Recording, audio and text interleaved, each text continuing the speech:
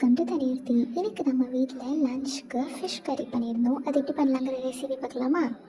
2 கரண்டி எண்ணெய் ஊற்றிட்டு வெங்காயம், கடுகு, கருவேப்பிலை இது எல்லாத்தையும் போட்டு நல்லா மிக்ஸ் பண்ணிவிடுங்க. இதுக்கு தேவையான அளவுக்கு நம்ம உப்பும் சேர்த்துக்கலாம்.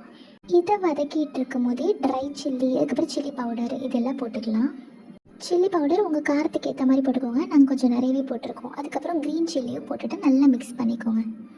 அந்த மசாலா நல்லா வெங்காயத்தில் இறங்கினதுக்கப்புறம் பிரிஞ்சால், லேடிஸ் ஃபிங்கர் இதெல்லாம் போட்டு நல்லா மிக்ஸ் பண்ணிடலாம். அந்த மசாலா இதுலேயுமே இறங்குற மாதிரி சைட்லேயே புளியை ஊற வச்சுடுங்க.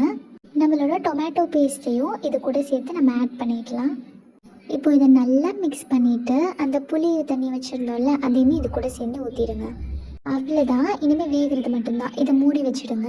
நல்லா சூடாகட்டும். அது சைட் டிஷ்க்காக கேரட் நல்லா செதுக்கிட்டு பீன்ஸையும் கட் பண்ணி வச்சிடலாம். இது ரெண்டுத்தையுமே இப்போ வதக்கி நம்ம சைட் டிஷ்க்கு ரெடி பண்ணிக்கலாம்.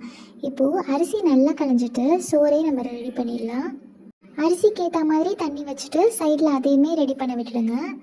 இப்போ நம்ம செஞ்சு வச்சிருந்த ஆனும் ஒரு 8 to 10 மினிட்ஸ் அளவுக்கு நல்லா வெந்ததுக்கப்புறம் இது கூடவே மாங்காவே நம்ம சேர்த்து ஆட் பண்ணிவிட்டு நல்லா மிக்ஸ் பண்ணிடலாம். இப்போ லாஸ்ட்டாக நம்ம மசாலா தடவி வச்சுருந்த மீனையும் அது கூடவே சேர்த்துட்டு அதை நல்லா க்ளோஸ் பண்ணி வச்சுட்டு நல்லா ஃபுல்லாக ரெடியாக விட்டுடுங்க. சைட்லேயே நம்ம சோறும் வெந்துட்டு இருக்கும். இன்னொரு சைடில் ஃபிஷ் ஃப்ரை இல்லாமல் எப்படி? கண்டிப்பாக ஃபிஷ் ஃப்ரை நமக்கு வேணும்ல. அதனால கடாயில் நமக்கு தேவையான அளவுக்கு எண்ணெய் ஊற்றிட்டு அதில் அப்படியே நம்ம மசாலா தடவி வச்சுருந்த எண்ணெயை நம்ம போட்டுடலாம். ஃபிஷ்ஷு நல்லா முறுக்குன்னு ரெடி ஆனதுக்கப்புறம் அதை சைடில் எடுத்து வச்சுடுங்க. இந்த சைடில் நம்ம பீன்ஸ் பொரியலும் பண்ணிடலாம். பீன்ஸ் பொரியலில் தேங்காய் நிறைய போட்டு பண்ணுங்கள், அப்போ தான் அதுக்கு டேஸ்ட் நல்லாயிருக்கும்.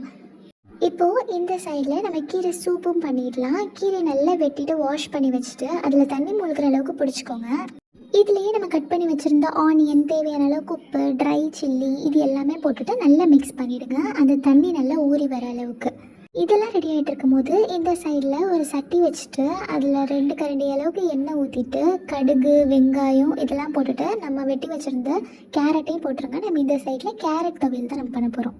சைடில் கேரட் வெந்துட்டு இருக்கும் போதே இந்த சைடில் நம்ம தேங்காய் பாலும் ஆட் பண்ணிக்கலாம் அந்த கீரை சூப்பில். இந்த சைடில் நம்ம கேரட்டில் என்னென்ன ஆட் பண்ணியிருக்கோம் அப்படின்னா ட்ரை சில்லி, ஆனியன், கோகனட் இதெல்லாம் போட்டு நல்லா மிக்ஸ் பண்ணிடுங்க. தேவையான அளவுக்கு உப்பும் சேர்த்துட்டு. இப்போது அவ்வளோதான், நம்ம எல்லா மாஸ்டர்ஸும் ரெடி ஆகிட்டாங்க. இப்போது எல்லோரும் வதங்கினதுக்கப்புறம் எடுத்து தட்டையில் வச்சு சாப்பிடும்போது அவ்வளோ எம்மையாக இருந்தது. கண்டிப்பாக ட்ரை பண்ணிட்டு எப்படி இருந்ததுன்னு சொல்லுங்கள். தேங்க்யூ.